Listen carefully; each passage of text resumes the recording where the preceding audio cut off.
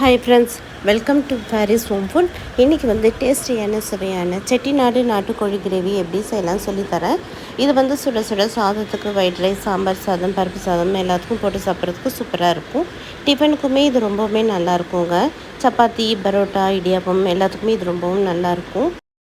இந்த டேஸ்டியான செட்டிநாடு நாட்டுக்கோழி கிரேவி சூப்பராக எப்படி செய்யலான்னு பார்க்கலாம். வீடியோக்குள்ளே போய் பார்க்கலாம். வீடியோக்குள்ளே போய் பார்க்கறதுக்கு முன்னாடி நம்மளோட சேனலை சப்ஸ்கிரைப் பண்ணாதவங்க சப்ஸ்கிரைப் பண்ணிக்கோங்க. தேங்க்யூ. இன்றைக்கி நான் குக்கரில் தான் பண்ண போகிறேன் நாட்டுக்கோழியை. ஏன்னா நாட்டுக்கோழி கொஞ்சம் வேகிறதுக்கு லேட் ஆகும். அதனால் குக்கரில் வேக வச்சுட்டு பண்ணும்போது ரொம்ப சாஃப்டாக இருக்கும். இப்போ குக்கரில் 1 kg நாட்டுக்கோழியை போட்டுக்கலாம். 1 டீஸ்பூன் வெறும் மிளகாய் தூள், 1/2 டீஸ்பூன் மஞ்சள் தூள், 1 டீஸ்பூன் இஞ்சி பூண்டு பேஸ்ட்டு, தேவையான அளவுக்கு உப்பு போட்டுக்கோங்க. கிரேவி தான் பண்ண போகிறோம், அதனால் நிறைய தண்ணி ஊற்றாதீங்க. கறி முழுகிற அளவுக்கு கொஞ்சமாக தண்ணி ஊற்றிக்கோங்க. தண்ணி ஊற்றிட்டு நல்லா மிக்ஸ் பண்ணி விட்டுக்கோங்க.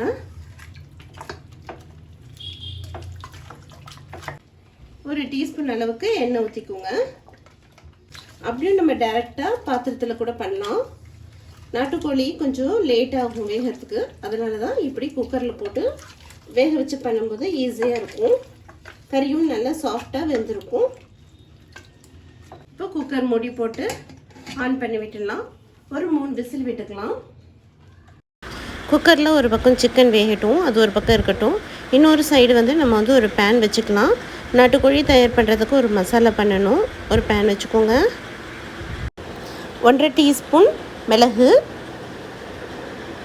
3/4 டீஸ்பூன் சோம்பு, 1/2 டீஸ்பூன் சீரகம், ஒரு பட்டை,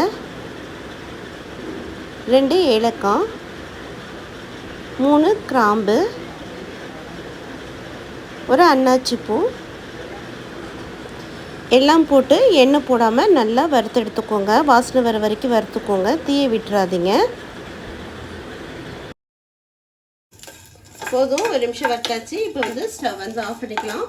ஆஃப் பண்ணிவிட்டு இதை நல்லா பொடி பண்ணிட்டு வந்துடுங்க. 3 விசில் விட்டாச்சு. குக்கர் இப்போ ஓப்பன் பண்ணி பார்க்கலாம். பாருங்கள், கறி நல்லா சூப்பராக வெந்திருக்கு. இது நாட்டுக்கோழின்றதுனால தான் குக்கரில் வேக வைக்கிறோம். பிராய்லராக இருந்தால் அப்படியே வேக வைக்கலாம். நாட்டுக்கோழி வேக வைக்கிறதா இருந்தாலும் பாத்திரத்தில் ஒரு 1/2 hour ஆகும். நீங்கள் வேக வச்சு பண்ணுங்கள். பாருங்கள், சூப்பராக சிக்கன் நல்லா வெந்திருக்கு.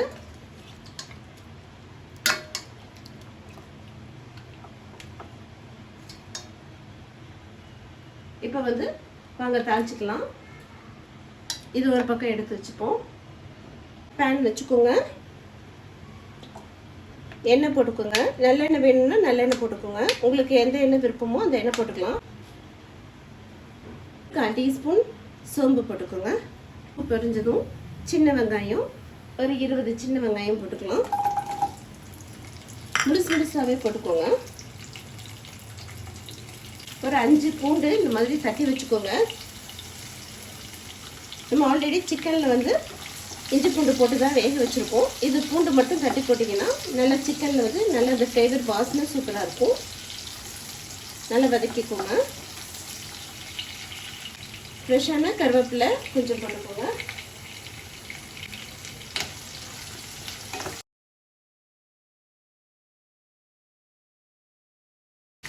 இப்போ நம்ம எடுத்து வச்சிருக்கிற நாட்டுக்கோழி வேக வச்சுக்கோங்க. அந்த நாட்டுக்கோழியை போட்டுக்கலாம். போட்டு நல்லா வதக்கி விட்டுக்கோங்க.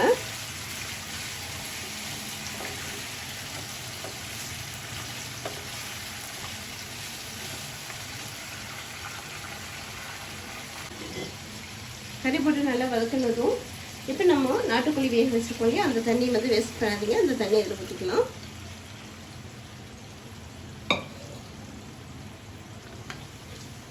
ஊற்றிட்டு நல்லா மிக்ஸ் பண்ணி விட்டுக்கோங்க. உப்பு செக் பண்ணிக்கோங்க. நம்ம ஃபஸ்ட்டே நாட்டுக்கோழி வேக வைக்கும் போதே உப்பு போட்டிருக்கோம்.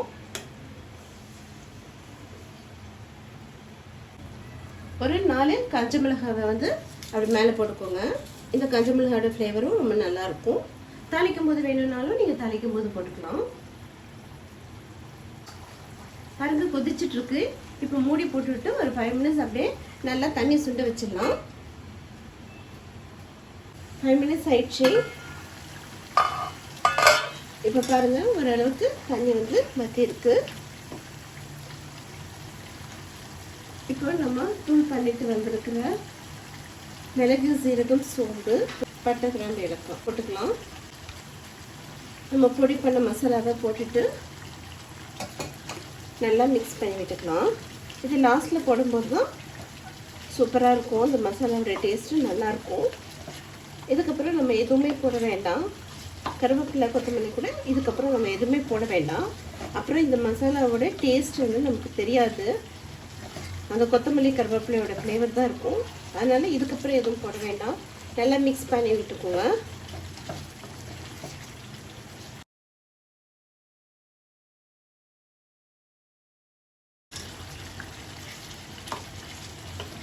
உப்பு காரம் எல்லாம் கரெக்டாக இருக்குங்க. நான் சொன்ன அளவுகளோடு செஞ்சிங்கன்னா எல்லாமே கரெக்டாக சூப்பராக இருக்கும். இது கொஞ்சம் மட்டும் தண்ணி வற்றுறது நம்ம வந்து ஸ்டவ் ஆஃப் பண்ணி விட்டுக்கலாம். இந்த மசாலா போட்டு ஒரு 2 மினிட்ஸ் அப்படியே அடுப்புலேயே இருக்கட்டும்.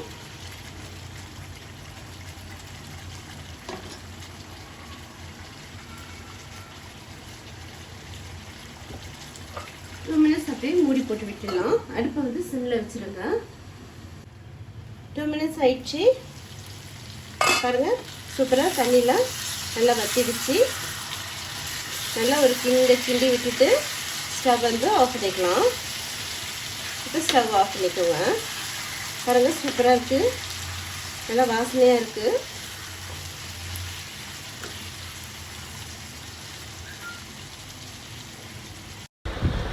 நாட்டுக்கோழியை இப்போ ஒரு பவுலுக்கு மாற்றிக்கலாம். சுட சுட டேஸ்டியான செட்டிநாடு நாட்டுக்கோழி கிரேவி ரெடி ஆகிடுச்சு. இது வந்து சாம்பார் சாதம், ரசம் சாதம், பருப்பு சாதம் எல்லாத்துக்குமே ரொம்ப நல்லாயிருக்கும். டிஃபனுக்குமே இது ரொம்பவுமே நல்லாயிருக்கும். நான் சொன்ன அளவுகளோடு நீங்கள் பண்ணிங்கன்னா சூப்பராக இருக்கும். இதே மாதிரி நீங்களும் செஞ்சு பாருங்கள். இந்த வீடியோ பிடிச்சிருந்ததுன்னா லைக் பண்ணுங்கள், ஷேர் பண்ணுங்கள், சப்ஸ்கிரைப் பண்ணுங்கள். தேங்க்யூ ஃபார் வாட்சிங். பாய்.